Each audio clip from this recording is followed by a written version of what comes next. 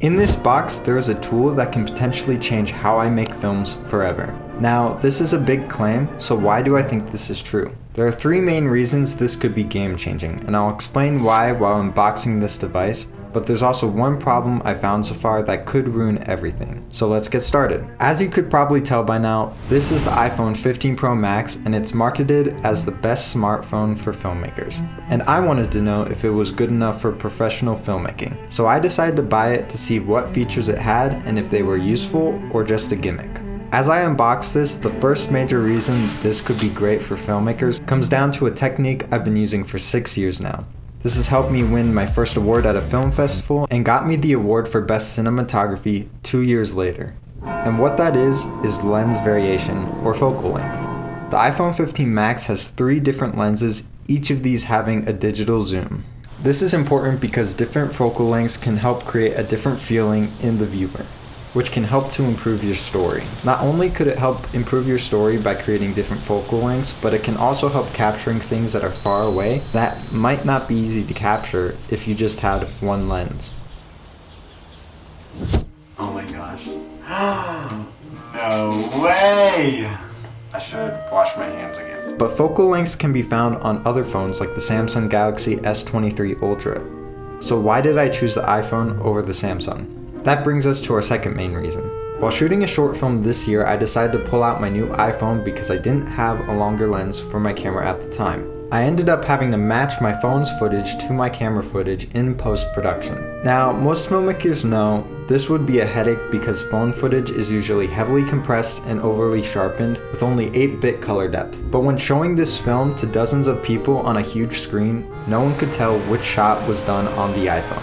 And that's because the iPhone 15 Pro Max shoots in 10-bit log. Now, what this does is 10-bit has more colors than 8-bit. If you ever try color grading 8-bit footage, you'll see that a lot of times if there's like gradient, like in the sky, and you'll see little bands that look unprofessional and kind of break the footage. Along with this, it shoots log footage, so it's way easier to color match in post-production. Take DaVinci Resolve for example.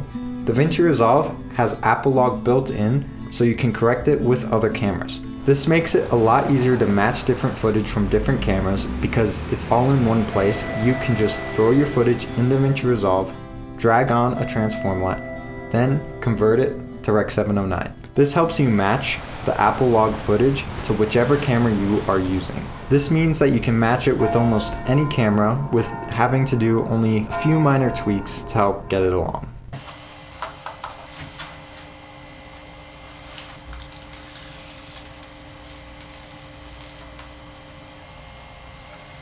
The third main reason this is game-changing goes back to what I said in reason 2. This one perk can be used for B-roll, YouTube, events, documentaries, and even a film.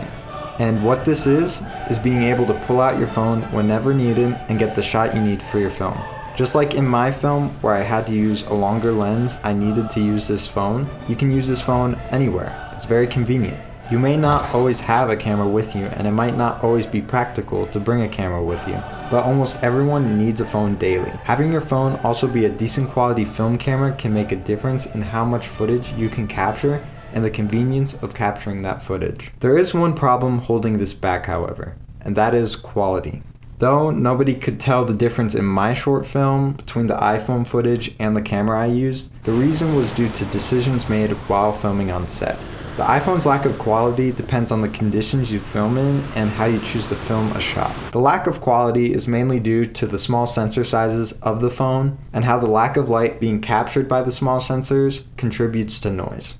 An easy fix for this would be shooting in ideal lighting, but it can't be too bright because then if it's too bright, it'll overexpose the footage and it'll look bad. And you can easily overexpose the footage while shooting 140-degree shutter speed, so you really have to get the perfect lighting where it's bright enough to where it can get rid of noise, but where it's not overly bright, where it clips the highlights and ultimately ruins your footage. But even knowing this may still yield low quality results, so if you want to learn how to get the best image out of your smartphone, watch this next video here.